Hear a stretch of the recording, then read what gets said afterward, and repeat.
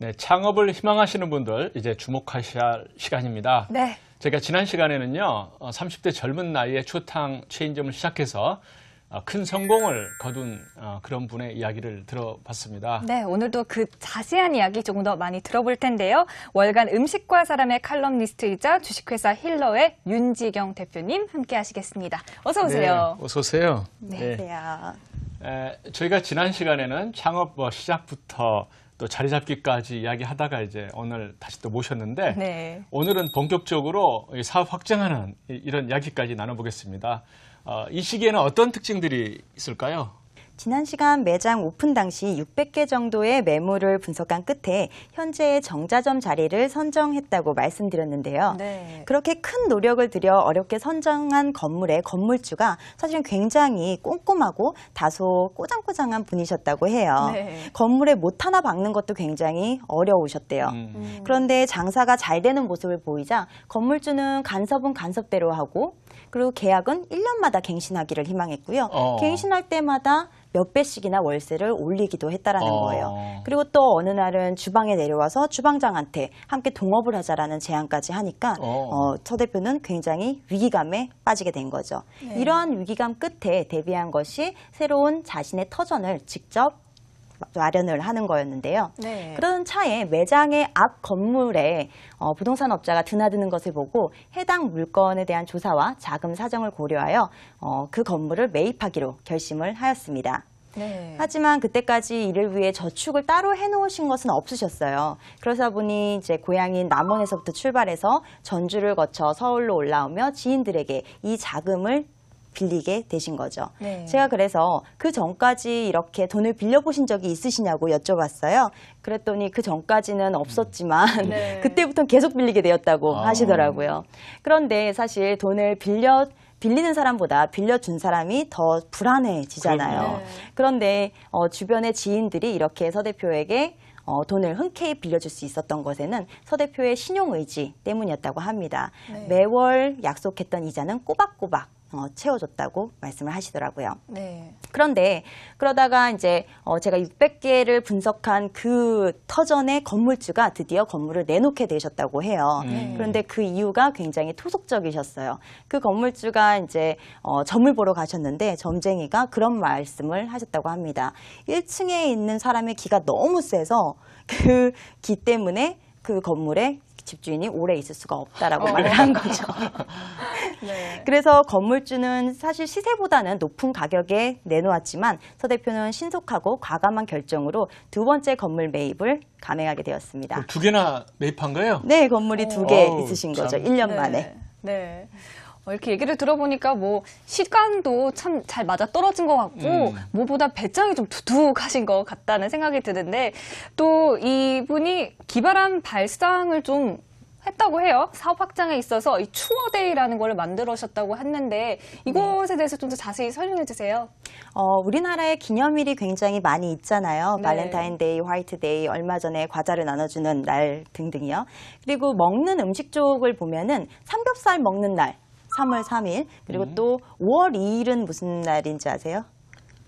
오이는 오이를 또 먹는 날이래요. 그래요? 오이. 오 같은 네. 우리라고. 그래서 서 대표는 우리의 것으로 어떤 이러한 종류의 데이를 만들 수 있는 게 어떤 것이 있을까? 그리고 기본적으로 숫자와 연결이 되었으면 좋겠다라고 여기셨는데요. 그래서 추어탕, 추오를 한번 연상을 해봤던 거죠. 그랬더니 추오 7월 5일이 연상이 되셨다고 해요. 네. 그래서 7월 5일을 추어데이로 탄생을 시켜서 보양식인 추어탕의 수요를 7월 초에 집중적으로 맞춰서 대중들에게 각인시키고자 서 대표는 마케팅 전략을 그렇게 세우시게 되신 거죠.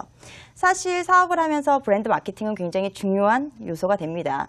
소비자의 잠재 의식 속에 브랜드를 각인시키기 위해 막대한 홍보 비용을 따로 들이기도 하시잖아요. 네. 그런데 추어데이처럼 날짜와 연관이 돼 있는 브랜드 마케팅은 해당 날짜에 자연스럽게 해당 브랜드가 인식이 되어 마케팅 효과가 굉장히 탁월하다고 볼 수 있겠죠. 네. 정말 대단하신 것 같아요. 보통 네. 이제 7월 달에는 더워가지고 이렇게 끓인 음식 잘 먹기 그쵸. 힘들거든요. 그런데 꺼려하죠. 오히려 그 역발상으로 이제 그 어떤 아이디어를 내셨는데 네. 보통 이제 개인이 이런 좋은 아이디어를 내도 홍보하기는 진짜 힘들거든요. 그렇죠. 근데 추어데이는 제가 알기로는 뭐 지자체라든가 언론까지 이렇게 홍보에 나섰는데 어떻게 이런 게 가능했나요? 네, 추어데이를 착안했던 2005년도 당시 남원시 지방자치단체에서도 남원 추어탕의 명품 사업화를 위해 추어계라는 별도의 부서가 신설되었다고 합니다. 서 대표의 고향이자 추어탕의 본거장인 남원시와 업무 협약을 맺고 추어데이에 관한 보도자료를 냈더니 신선한 소재라고 여겼는지 여러 매체에서 앞다퉈 인용돼서 소개가 되었다고 해요. 공중파 오프닝, 심지어 한 주간의 뉴스를 리뷰하는 프로그램에서도 다룰 정도였다고 하는데요.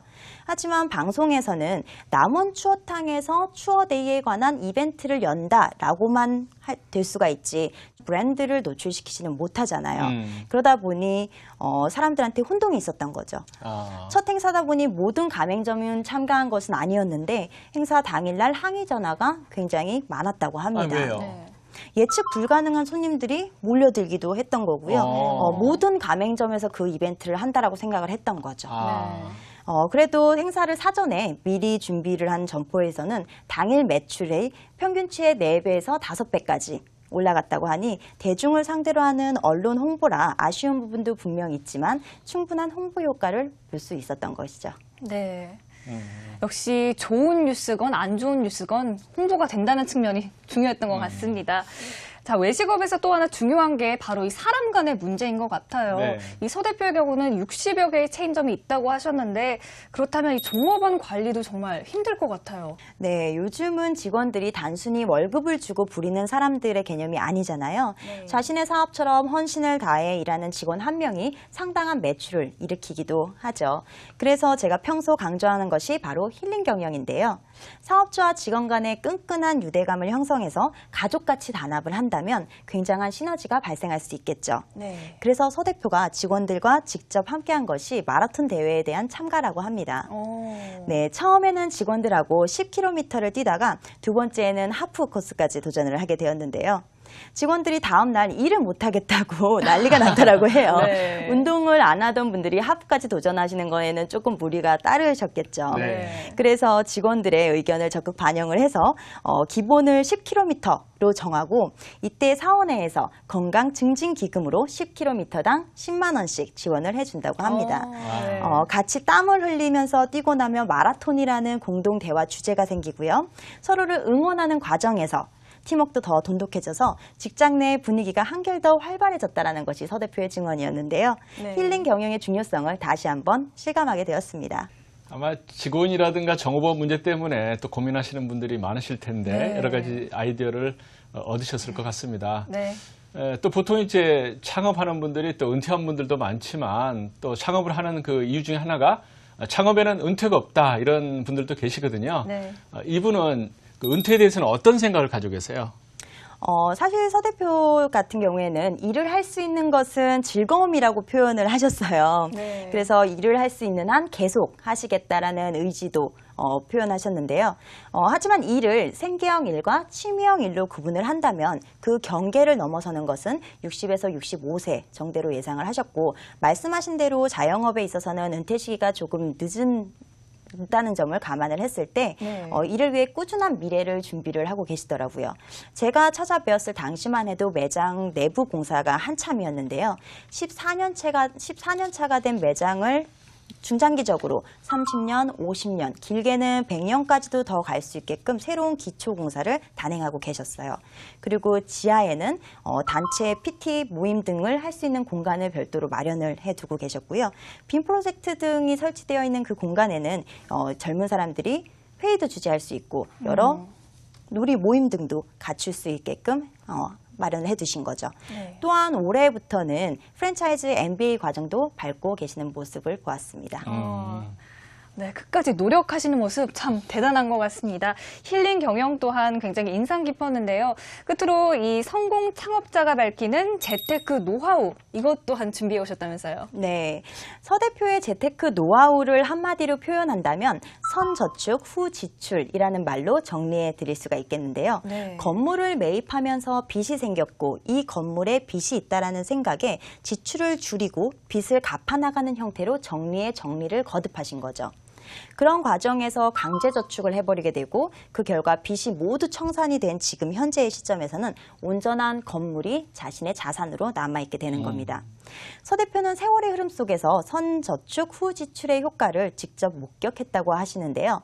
강제저축을 통한 소비통제로 서 대표는 현재 건물을 보유하고 있지만 비슷한 시기에 장사를 잘 하신 분들은 아직까지도 월세를 부담을 하고 계신 분들이 굉장히 많으시다고 하세요.